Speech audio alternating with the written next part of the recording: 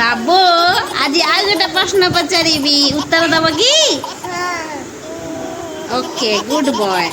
आज प्रश्न है आकाशर रंग किपरि नील।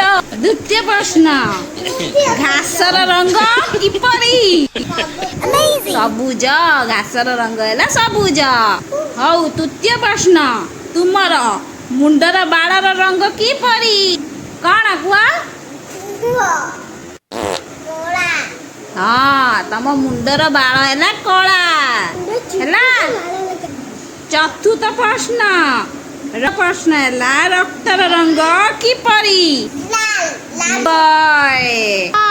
प्रश्न। हाँ पंचम कुआ क्षीरर रंग किपरि। क्षीरर रंग किपरि धला धला नुह धला